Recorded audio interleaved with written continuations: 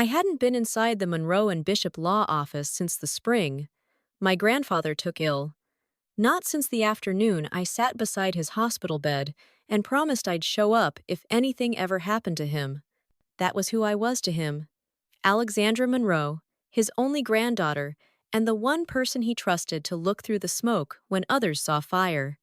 The conference room smelled of lemon oil and aged varnish the way secrets might smell if they had a scent. It clung to the old walnut table and the heavy velvet chairs arranged like a jury around a manila folder. My mother, Veronica Monroe, sat poised in a navy pantsuit, pearls strung around her throat like a noose made of glass. My father, Richard, a retired corporate vice president, crossed his arms like he was preparing to be slighted. And beside them, in a cream silk blouse that didn't dare wrinkle, sat my sister Mallory, charming, polished, and already smiling like she knew something I didn't. Across the table, Mr. Nathaniel Harrow, Grandpa, Henry's lawyer of over 30 years, cleared his throat and opened the folder with reverent slowness. "We are here to read the final will of Henry Charles Monroe," he began, his voice composed but firm. To Mallory Monroe, he continued the Jackson Lodge cabin and the 1,959 Fender Stratocaster. Mallory blinked her glossed lips, parting slightly. She expected more. To Veronica and Richard Monroe, Mr. Harrow went on the grandfather clock from Ashbury Estate, a curated vinyl collection, and a $10,000 donation made in your name to the American Antiquarian Society. My mother made a sound halfway between a scoff and a snort. "That can't be right," she said sharply. Mr. Harrow didn't flinch. He turned the next page. "To Alexandra Monroe, my granddaughter, my compass, I leave my full financial estate, totaling $38,246,000. Silence. My father stood his chair, screeching backward. "Not," he spat. "You think this buys you back in?" Before I could respond, he snatched the check Mr. Harrow had handed me and struck a match. The paper blackened in seconds, curling inwards as the flames consumed it. My mother tore the envelope. I'd clutched her hands, trembling as she hissed, "You left this family, Alex. You don't get to come back and collect." I didn't flinch. I didn't cry. I just smiled. Not the kind that says you've won, but the kind that holds you steady when everything around you is breaking. Because what they burned wasn't what they thought. And what they never saw was the envelope tucked beneath my coat, sealed in red wax, and marked with my grandfather's initials. The last time I spoke to my father, I was 19. He stood in the doorway of our Chicago brownstone, eyes cold and jaw locked. "If you walk out that door," he said, "you don't walk back in." I'd just declined a full scholarship to his alma mater, Preston School of Business, and instead enrolled in a small liberal arts college upstate to study visual design. He called it a hobby. My mother stood behind him, silent, her lips pressed into a colorless line. 3 weeks later, I came home for Thanksgiving and found my bedroom stripped. Gone were the desk, the twin bed, the notes Grandpa used to tuck inside my books. In their place, 2 sterile gray chairs, a fake orchid on a side table, and a framed watercolor of a lighthouse I didn't recognize. The nameplate on the door no longer read Alexandra. It read guest room. Mallory passed me in the hallway, sipping cocoa. "Don't be dramatic," she'd said with a light laugh. "It's not like you were using it." They didn't cut me off immediately. First, it was the quiet disappearances, no birthday card, no returned calls. Then the rent check stopped coming. When I called, my mother sighed and said, "Actions have consequences, Alex. You wanted independence, now you have it." I would have lost the apartment if Grandpa hadn't wired the exact amount 2 days later. From then on, his support came like clockwork. Not enough to live lavishly, just enough to breathe. Along with the money came letters. Always handwritten, always in his uneven but elegant script. He never told me to come back. He just reminded me line after line that I hadn't disappeared from his world. The last one came 3 weeks before he died. It said, "Only survival isn't weakness, Alex. It's the first proof of strength." I kept that letter folded in my wallet through every job rejection, every lonely holiday, Every dinner eaten alone in a studio apartment with peeling paint and a view of nothing. And I kept it now, even as the fake check's ashes cooled on the table in front of me. My fingers brushed the envelope inside my coat, the one Grandpa had handed me a month before he passed in a quiet booth at Hillview Diner. It had been wrapped in a cloth napkin like something sacred. "Don't open it," he'd said, "unless they burn it." And they had. When I got home, I dropped my coat over the kitchen chair, kicked off my heels, and finally broke the seal. Inside was a duplicate check, same amount, same signature. But in small red letters, it read non-negotiable copy. On the back, taped with silver duct tape, was a slim USB drive. Beside it, a yellowed post-it in Grandpa's blocky print. "Let them burn it. Then open the real file." I plugged the USB into my laptop. No loading screen, just one folder labeled Inheritance. Inside, a PDF copy of a trust transfer form, signed notarized already filed. The account number at the top ended in 0316, his birthday, the 16th of March reversed. The check they torched had been bait. The transfer had already happened weeks ago. I leaned back in my chair, the weight of it all washing over me. He hadn't just believed me. He had prepared for them every reaction, every betrayal, every match lit in rage. And now? So would I. The next morning, I did what I always did after something big. I logged into my bank account. Just habit. Maybe I wanted to see the number staring back at me. A reminder that despite everything, I was still standing. But the screen blinked once, then again, before flashing an error message: account not found. I frowned, refreshed the page, typed in my credentials more slowly, carefully. Still nothing. Next, I tried my backup. Debit card declined. I sat there staring at my phone, the quiet hum of the refrigerator, the only sound in the apartment. This had to be a glitch. A security freeze, maybe. The check-burning fiasco had been loud. Maybe too loud. I called the bank. The man who answered sounded young, polite, but distracted. I gave my name. He muttered. "Let me check the system." Alexandra Monroe." "Yes." There was a pause. Then another. Then the tapping stopped. "Miss Monroe," he said slower, "now our records indicate your account was marked inactive." "What?" "Actually," he cleared his throat, "it's marked deceased." My stomach dropped. "That's a mistake," I whispered. "Possibly. But we received a certified notice 2 weeks ago. It came from the registrar's office. It's all official on our end." I hung up before he could say another word. The DMV confirmed it. I stood in front of the glass screen as the clerk frowned at her monitor. "You're flagged as deceased," she said flatly. "There's a death certificate filed under your full name, Alexandra Elise Monroe." I stared at her. She didn't look away. "You'll need to request a reversal. That process usually takes months." Outside, I couldn't feel my legs. I moved like someone else was pulling the strings, walked through the cold wind, and didn't stop until I reached the corner coffee shop near the train tracks. Across the street, beneath the bare-limbed trees, stood a woman in oversized sunglasses and a silk blue scarf I hadn't seen in years. The same scarf my mother had claimed was lost at the dry cleaners 3 winters ago. She didn't move, didn't wave, she just watched. When I turned the corner, she was gone. Back at my apartment, I tore through the drawer where I kept Grandpa's letters. I laid them out across the floor like pieces of a puzzle, like maybe if I arranged them right, the picture would become clear. They hadn't just disinherited me, they were erasing me.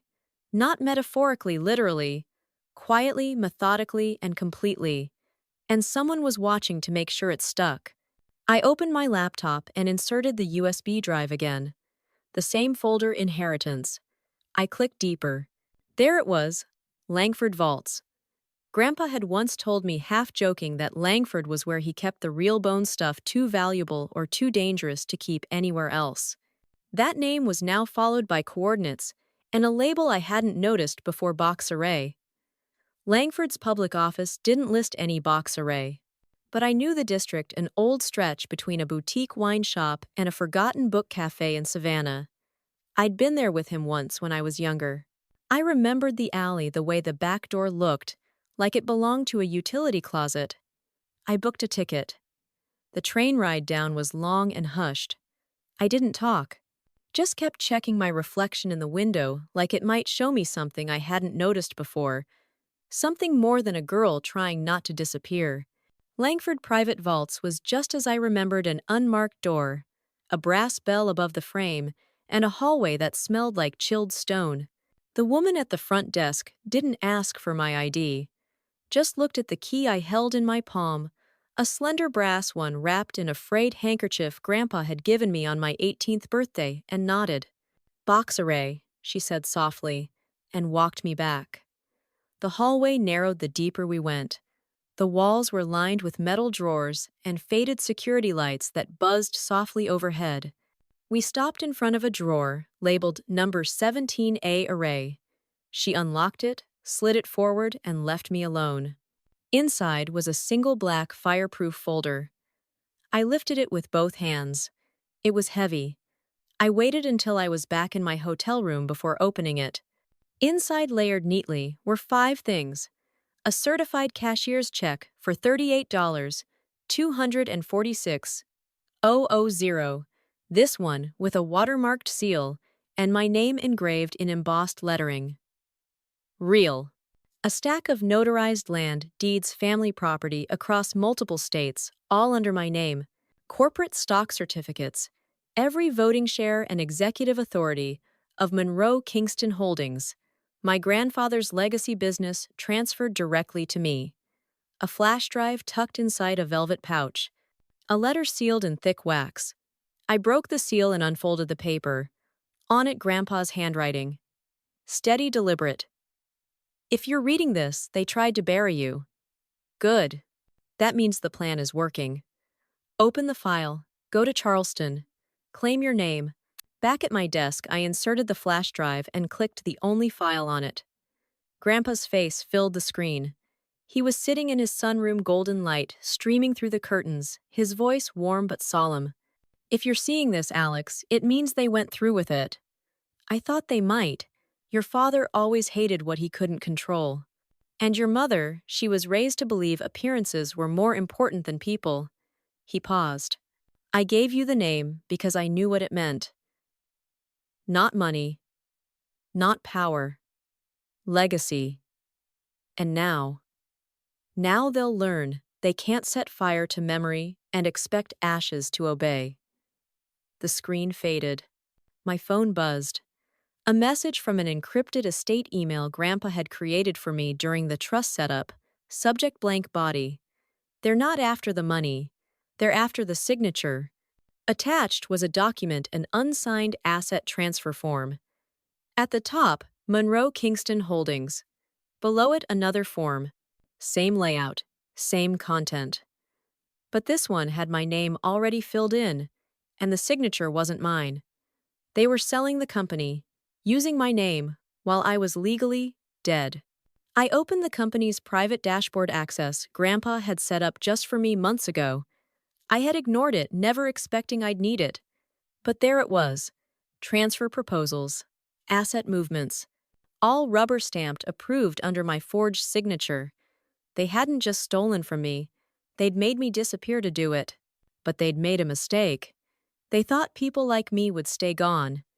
It was late when I reached the edge of Charleston's historic district. The roads narrowed, framed by moss-draped oaks and storefronts from another era. I parked near a faded antique shop and followed the address buried in the folder's final page. W.M. Trill, that was the name on the lease. It sounded like a joke, and it was. Grandpa once told me he used it for fishing licenses and rare vinyl auctions. When Merrick travels, he'd say with a wink he doesn't always go as Merrick. The storage unit sat in a row of squat, rusted buildings, quiet and surrounded by empty lots and crickets. Number 19B. My brass key slid in clean, clicking like it had waited years for my hand. Inside, the air was stale, but not untouched. Someone had been here in the last year, maybe less.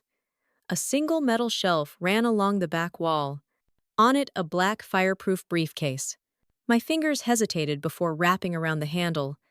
I set it on the concrete floor and clicked the latches open. The first item inside was a manila folder.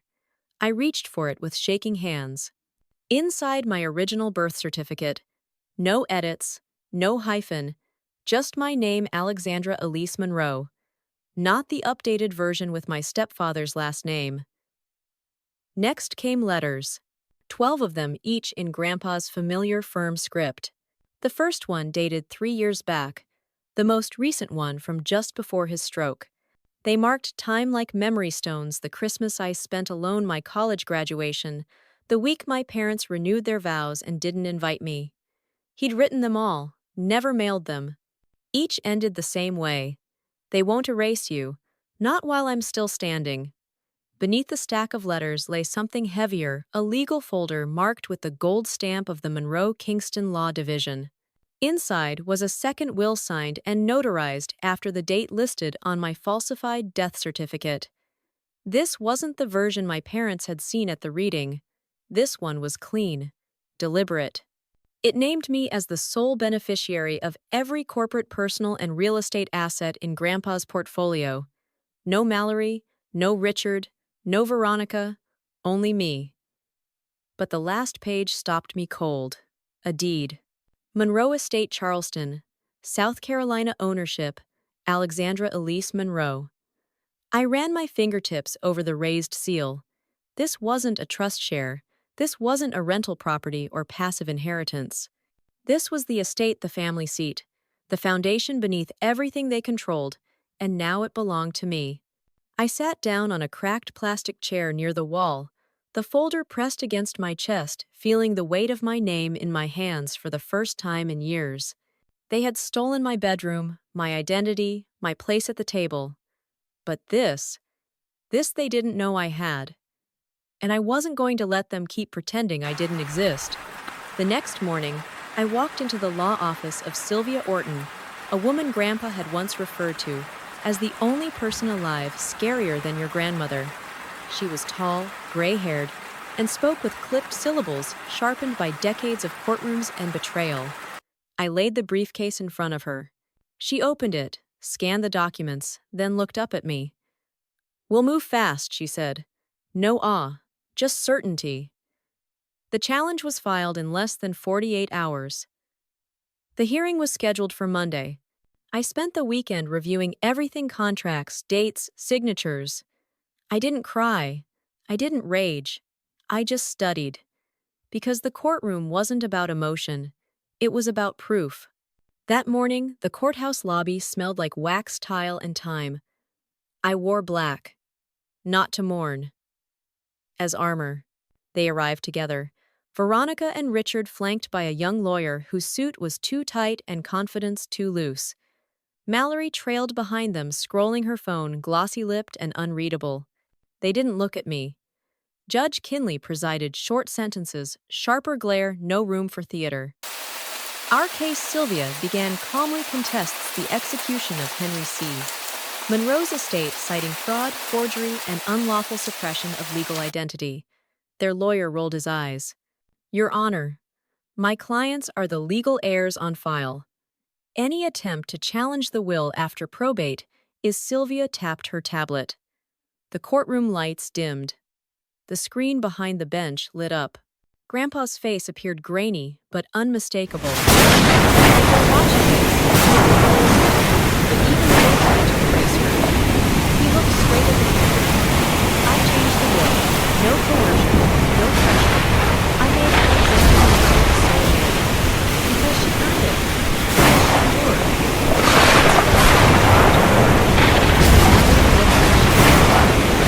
Veronica pressed her lips into nothing.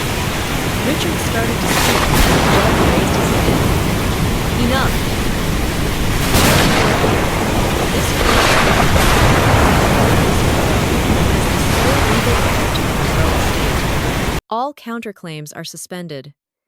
Assets currently held by the respondents are to be frozen pending federal investigation. I didn't exhale in relief. I exhaled in relief. It was done. Outside, the air was sharp and clean. I didn't wait for them to speak. I didn't look back, but that afternoon Mallory texted me. Twice. Please. Then can we talk? Just us. Like before. I agreed to meet at a neutral cafe across from the park. Safe, public, no history attached. She was already there stirring a coffee she hadn't touched. Her smile trembled when she saw me. I didn't know, she said. About the death certificate. About the will. They said it was a routine thing. I just signed where Dad told me to. I didn't answer. I set my phone face down on the table screen dark, but recording. I swear, Alex, she whispered. I didn't mean for it to go that far, I thought. We were just trying to protect what was ours. What was yours? I asked. She flinched. I didn't think you'd fight. You always just left. That part was true, but I wasn't the girl who left anymore. I was scared, she whispered. If I didn't go along, they would have cut me out too. I watched her swipe a tear from her cheek, smearing her mascara across the sleeve of $1,000 coat. It wasn't that I didn't believe she felt regret. I just didn't care. No threats, no outburst, no closing line. I tucked the phone back into my pocket and walked out. She called my name. I kept walking. The wind was colder now, but it didn't sting. Back at my apartment, I unlocked the small fireproof drawer I'd barely touched in months. Inside, nestled between a folder of tax returns and an old college sketchbook, was the final envelope from the Langford vault, the one marked in Grandpa's handwriting. Start here. Inside, I found 3 things. First, a hand-drawn blueprint of a studio space. Tall windows, open floor plan. Notes in the margins labeled with ideas. Exhibit wall here, workstation flow, natural light perfect. Second, a folded application for a business license already half completed.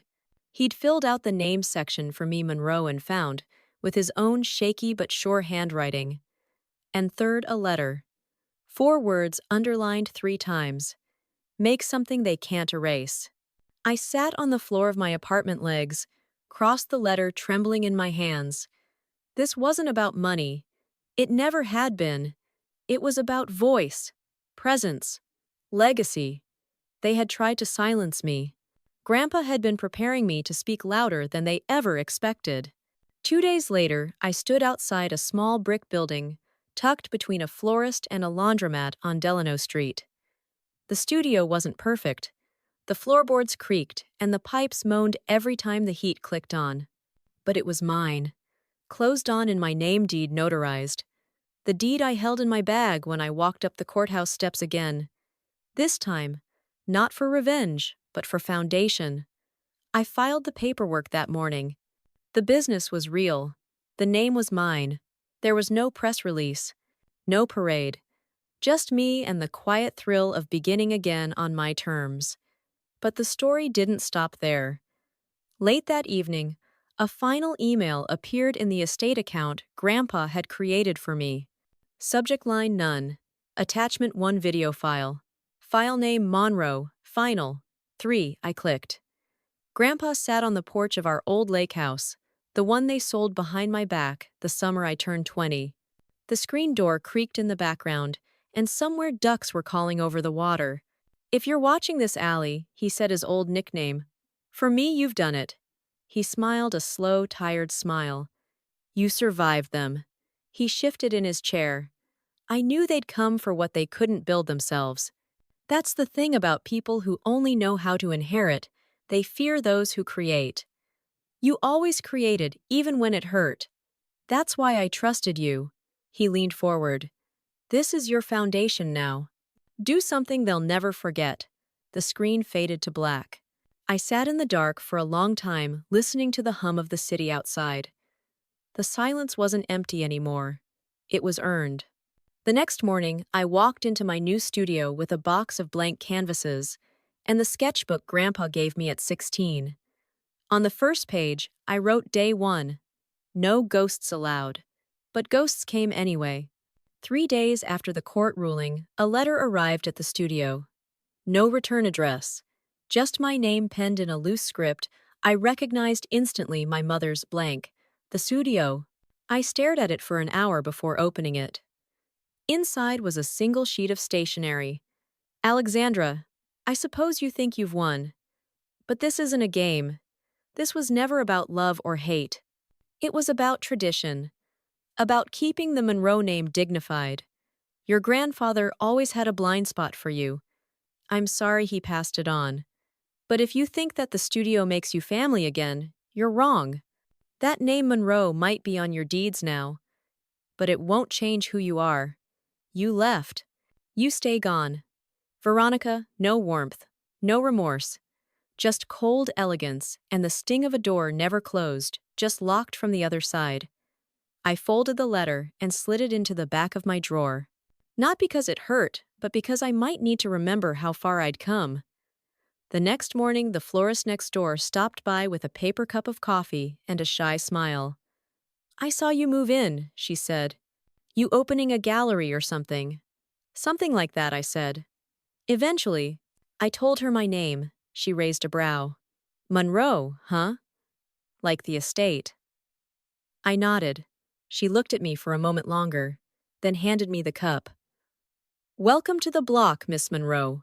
It was the first time in years I'd heard my last name without flinching.